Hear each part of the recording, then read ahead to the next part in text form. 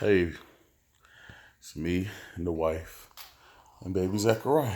Hey y'all, gotta excuse how I look. Yeah, we just chilling, just having a little conversation, just talking about how good God is and just reflecting on some things the past few weeks, the past couple of days, and just embracing everything new in our lives.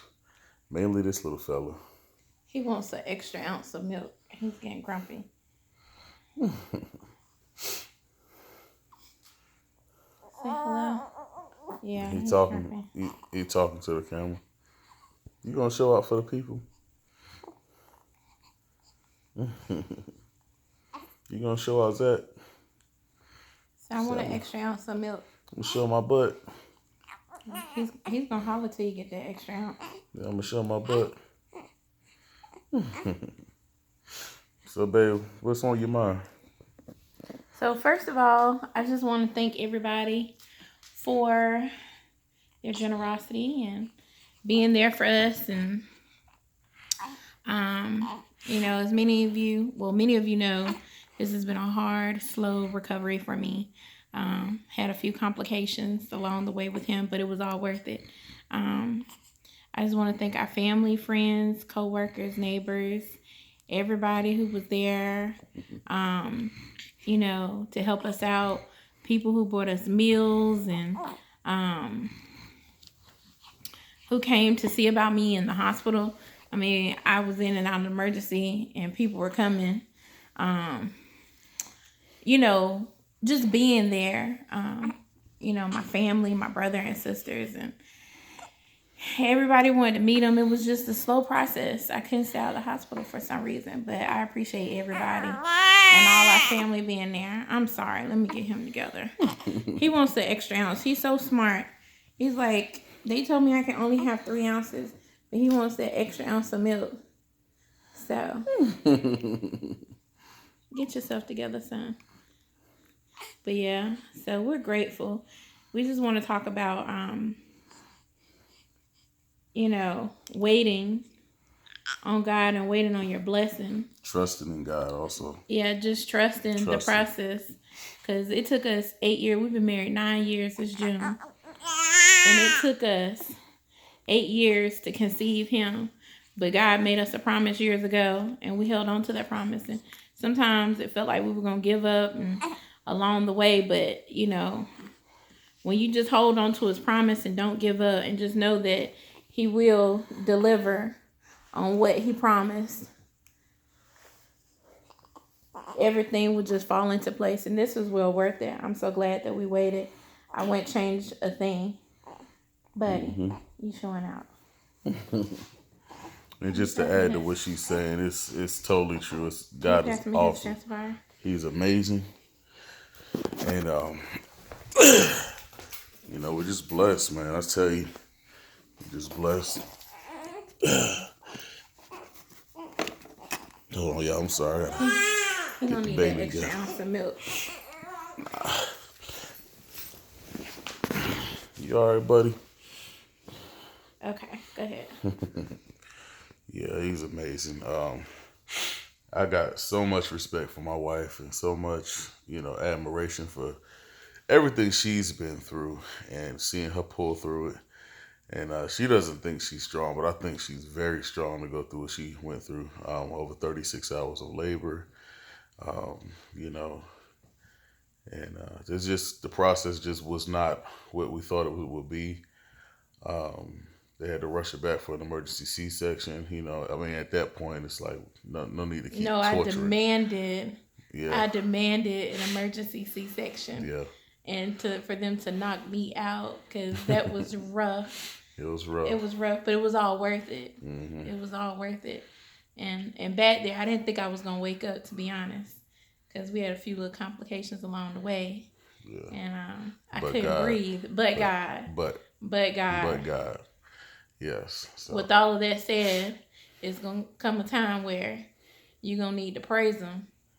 Or call on his name, you're not going to be able to. So you better render up those praises now. Right now. While you have the breath in your body praise him. Because when I was back down that OR table, I couldn't breathe. I couldn't even say his name, Jesus. So you need to render up those praises while you still here and you got time to praise him.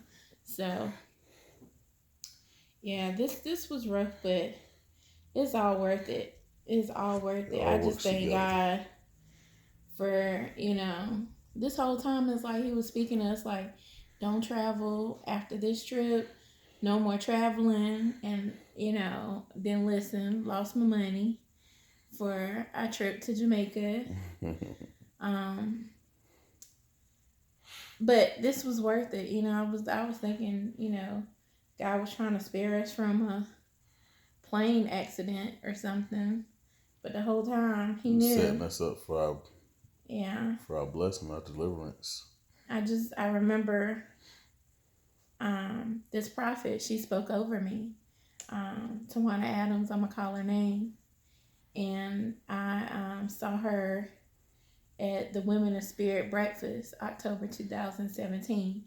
And I remember she just began to speak to my womb. And she says, how long you been married? And I told her the years. And she says, no children? I says, no. And, it was a very sensitive subject for me. And so she just began to speak to my womb. And I had many others speak to me. Demanded it to wake up. Yeah, she demanded for my womb to wake up. And I just remember, Amen. I had other prophets and preachers pray over my womb, and nothing ever happened. And so, well, nothing that you could feel happening, but it all worked together for the glory. It did. Because right after that, within a couple weeks, I texted her that I was pregnant. I conceived immediately, and I'm so glad. I remember I almost didn't go to that breakfast. I was complaining, and I called my girlfriend. I was complaining on the way there, but to God be the glory. It was, the annual, what is it? Union Baptist Women of Spirit prayer breakfast. Mm-hmm. I pressed my way and got my blessing. And I thank God. I thank God. This has been a process.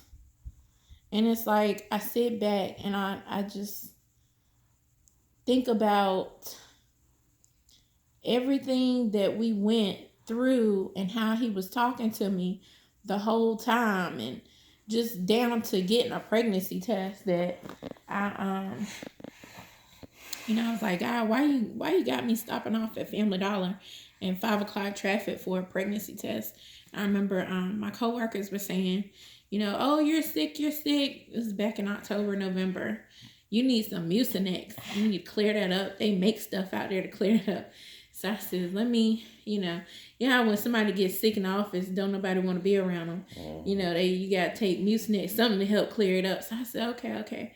So it's like, God, I says, well, I'm going to go to the Rite Aid and go get me some medicine. And it's like God was speaking to me. He was like, nope, He was like, pull over here at this Family Dollar right here on top of this hill over on Atlantic Avenue. And get you a pregnancy test.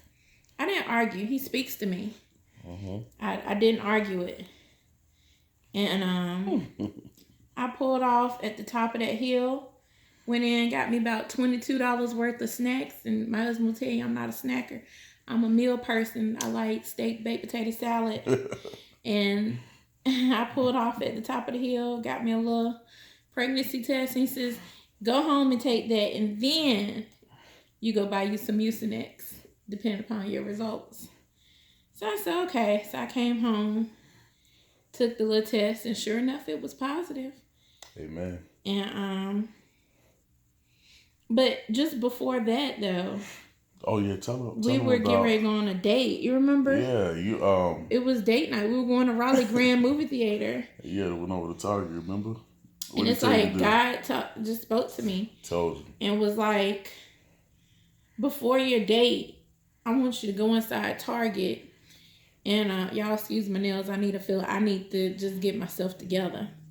He spoke beautiful. To me and she's beautiful, absolutely beautiful. He was like, before your date, because Jamal and I, we like to do little date nights and stuff. He says, go buy your son something. And I was like, okay, We didn't even know. This was before she conceived, before she got married. I mean, not married, I'm sorry. Before she got pregnant.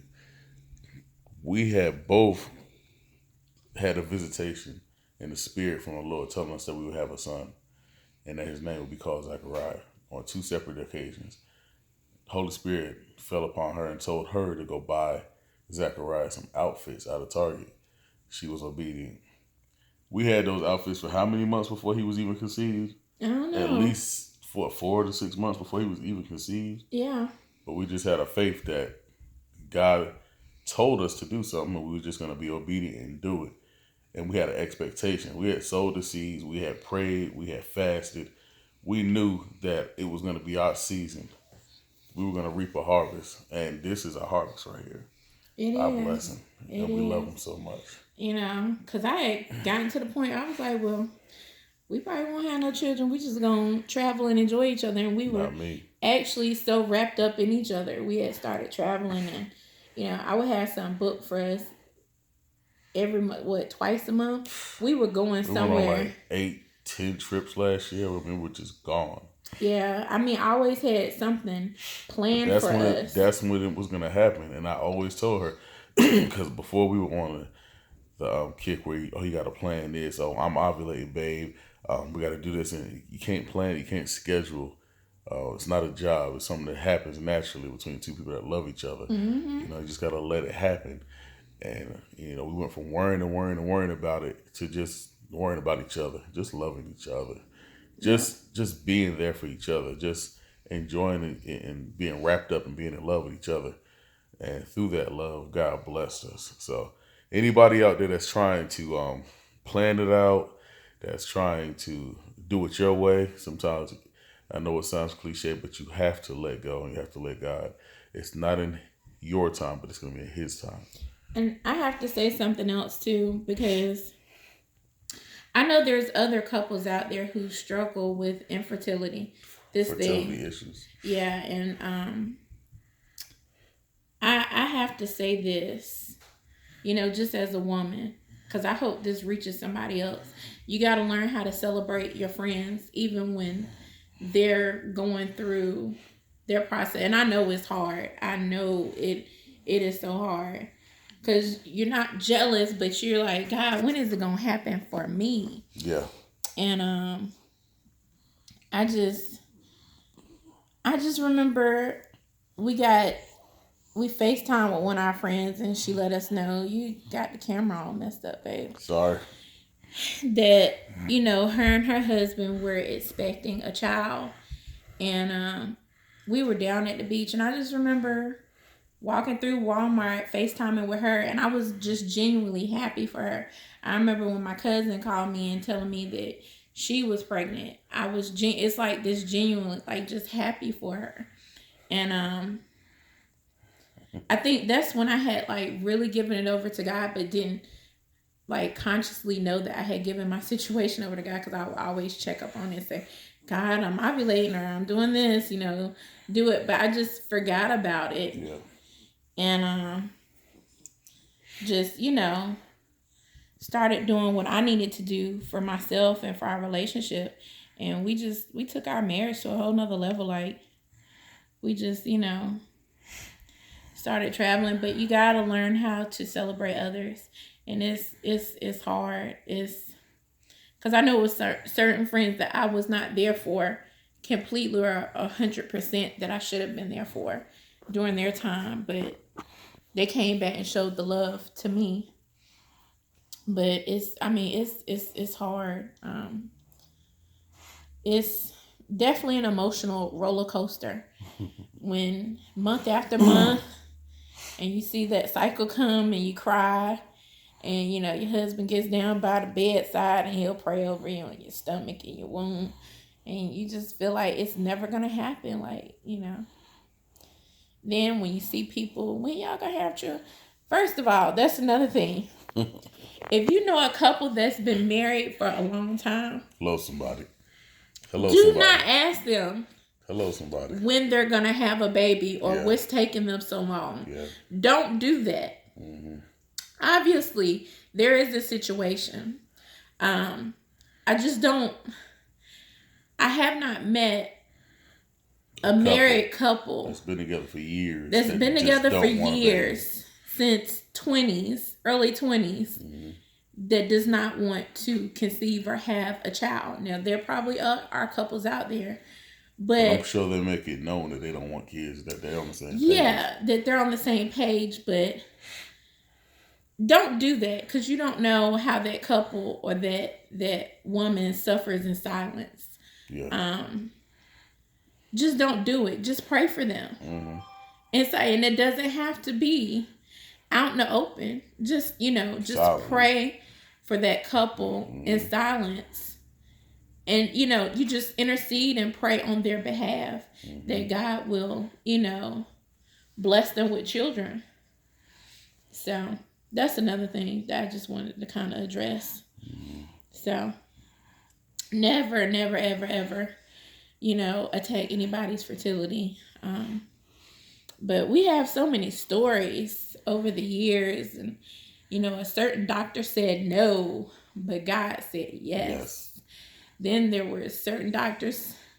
There was one doctor that had the faith that said it's gonna happen, and year after year I come get my annual pap, and he was saying it's gonna happen. Like, you're young, don't worry about it. It's gonna happen. Yeah, it's gonna happen.